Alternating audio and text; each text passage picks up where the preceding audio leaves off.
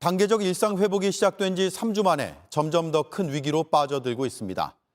위중증 환자는 586명, 정부가 감당할 수 있다고 말한 수준을 훌쩍 넘었습니다. 목숨을 잃은 사람도 34명, 점점 늘고 있습니다. 결과적으로 정부의 예측은 모두 빗나갔습니다. 병상은 턱없이 부족합니다. 결단의 시간이 다가오고 있습니다. 어렵게 시작한 일상 회복을 잠시 멈출지 아니면 그대로 갈지 정부는 판단의 갈림길에 있습니다. 먼저 유한울 기자입니다. 이 요양병원에서만 78명이 코로나에 걸렸습니다. 곧바로 동일 집단 격리됐습니다. 오늘까지도 38명의 환자가 병원에 남아 있습니다. 치료를 받으러 가고 싶어도 병상이 없습니다. 이미 7명은 병상을 찾다 숨졌습니다. 중증병원 자체가 배정들이 잘 안 되고 있잖아요. 보건소에서도 막 우선적으로 저희 배정해달라고 해도 이 배정 자체는 중수본에서 해주셔야 하기 때문에. 서울과 경기, 인천 등 수도권의 중환자 병상은 모두 80% 넘게 가득 찼습니다. 정부는 1시간 안에 갈 수 있는 곳으로 환자를 보내겠다고 했습니다. 그런데 보내겠다고 한 충청권과 강원권에 남은 병상도 91개뿐입니다. 수도권만 놓고 보면 언제라도 비상계획을 발동해야 하는, 검토해야 하는 그런 급박한 상황입니다. 병상을 기다리는 수도권 환자도 778명이나 됩니다. 70세 이상은 절반에 가깝고 고혈압이나 당뇨처럼 원래 알턴병이 있던 환자는 절반이 넘습니다. 치료가 늦어지면 자칫 위험해질 수 있는 고위험군입니다. 정부는 이미 3번이나 병상을 내놓으라고 대형 병원들에게 행정명령을 내렸습니다. 비수도권의 상급 종합병원과 국립대병원 24개소에 대하여 허가병상의 1.5%, 그리고 700병상 이상 종합병원 4개소에 대하여 허가병상의 1%를 확보하여. 하지만 이것도 실제로 현장에 반영이 되려면 적어도 2주는 기다려야 합니다. 구체적인 준비가 뒷받침되지 못하면서 어렵게 시작한 단계적 일상 회복이 한 달 만에 위기에 빠졌습니다. JTBC 유한울입니다. 출산 과정에서 숨진 태아가 코로나19 양성 판정을 받은 사례가 국내에서 처음으로 나왔습니다. 백신을 맞지 않은 임신 26주 차의 산모가 지난 22일에 확진이 됐고 조기 출산을 했는데 이때 숨진 태아를 낳았습니다. 숨진 태아도 코로나에 감염된 것으로 확인됐습니다. 다만 산모의 확진과 어떤 관련이 있는지는 아직 확인되지 않았습니다. 자영업자들은 불안합니다. 위드 코로나 이전으로 다시 돌아갈 수 있다는 위기감 때문입니다. 더 불안하게 만드는 건 정부의 대책이나 발표가 예측 가능하지 않기 때문입니다. 박민규 기자입니다. 정치인들도 자주 찾던 여의도의 한 호프집입니다. 14년 동안 자리를 지켰지만 지난달까지는 겨우 문만 열 정도였습니다.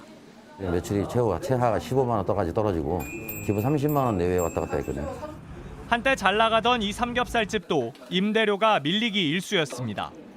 이번에 받은 손실보상금 67만 원으로는 모자랍니다. 한 300만 원 기대했어요. 정말 아무렇게나 300만 원 주겠다 생각하고 이제 그거 나머지 집세 보태서 내야지 그랬는데 그거 나온 거예요. 너무너무 실망했어요. 정말. 그래도 일상 회복 시작으로 숨통은 트였습니다. 좀 좋아졌어요. 40% 정도 좋아졌어요. 나라에서는 24시간 하라 그랬는데 아직까지 사람들이 그 인식이 돼갖고 9시 전에 다 가요. 코로나 전과 비교는 안 되지만 매출이 조금씩 늘었습니다. 이대로만 간다면 조금 더 나아질 것 같아요. 한 30~40% 더 올라갈 것 같아요. 그래서 긴급 멈춤 이야기가 나오는 게 반갑지만은 않습니다. 이날 저도 가지 않아. 이게 제일 두려운 거예요. 그래서 방역 좀 같이 잘해줬으면 좋겠어요. 우리 시민들도. 다시 영업시간을 줄이는 등 예전 거리두기로 돌아갈 거면 미리 알 수 있게 해달라고 요구합니다. 미리 알려주면 좋지요. 뭐 하려면 그냥 3개월 하든가 아니면 안 하든가 그래야지 그냥 2주하고 또 풀려줄까 하면 또 기대하면 또 2주 또 연장 기대하면 2주 또 연장 맨날 그러잖아요. 어떤 방향이든 결단은 빠르게 대책은 현실적으로 내놔야 조금이라도 불안과 고통을 줄일 수 있습니다. JTBC 박민규입니다. 네, 정책부 윤영탁 기자와 몇 가지 더 짚어보겠습니다. 병상 부족이 실제로 어느 정도 심각한 건가요?